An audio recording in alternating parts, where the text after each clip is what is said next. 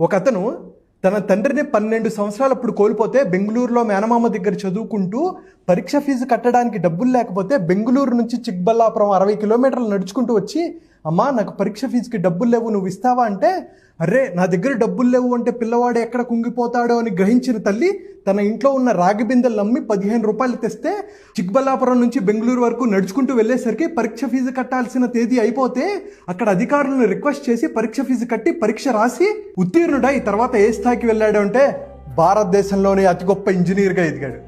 అతను ఎవరంటే హైదరాబాద్ని వరదల నీటి నుంచి కాపాడిన అపర మేధావి, సముద్ర అలల కోతకు విశాఖపట్నం ఓడరేవు గురి కాకుండా పటిష్టం చేసిన అపర భగీరథుడు, ఓలకు ఓలనే మింగేసి తన గర్భంలో కలిపేసుకుంటున్న ఉగ్ర గంగకు ఆనకట్ట వేసి ఎన్నో వేల మందిని రక్షించిన ఆపద్ బాంధవుడు.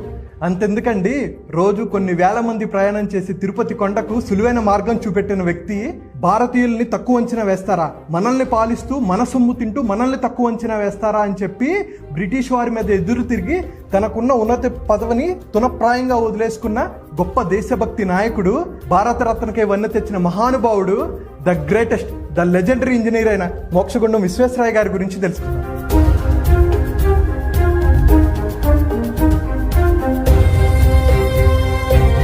మోక్షగుండం విశ్వేశ్వరయ్య గారి గురించి చెప్పగలిగేంత అనుభవం నాకు లేదు, కానీ ఆయన జీవితంలో కొన్ని నేర్చుకోవాల్సిన పాఠాలు సంఘటనల గురించి నేను కొన్ని చెప్తాను. మోక్షగుండం విశ్వేశ్వరయ్య గారు 1861 సెప్టెంబర్ 15న బెంగళూరు సమీపంలో మద్దెనహల్లి అనే ప్రదేశంలో శ్రీనివాస శాస్త్రి వెంకట లక్ష్మమ్మ దంపతులకు జన్మించారు. అయితే వీళ్ళ పూర్వీకులది ప్రకాశం జిల్లా మోక్షగుండం అనే ప్రదేశంలో. ఇందాక చెప్పినట్టు 12 సంవత్సరాలకి తండ్రి చనిపోతారు. తండ్రి చనిపోతే మేనమామ వచ్చి రా నిన్ను చదివిస్తానని చెప్పి బెంగళూరులో చదివిస్తూ ఉంటారు.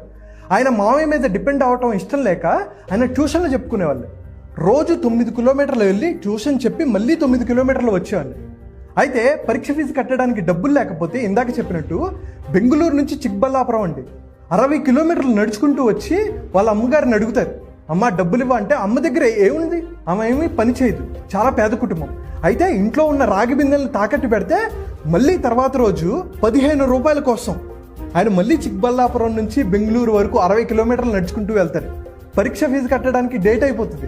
అక్కడ అధికారులను రిక్వెస్ట్ చేసి సార్ అక్కడ డబ్బులు చాలా ఇబ్బంది అయ్యాయి సార్ ప్లీజ్ అర్థం చేసుకోండి అని చెప్పి వాళ్ళని రిక్వెస్ట్ చేసి పరీక్ష ఫీజు కట్టి పరీక్ష రాసి ఉత్తీర్ణుడయ్యాడు. ఇది ఎప్పుడో తెలుసా 1878 టైంలో.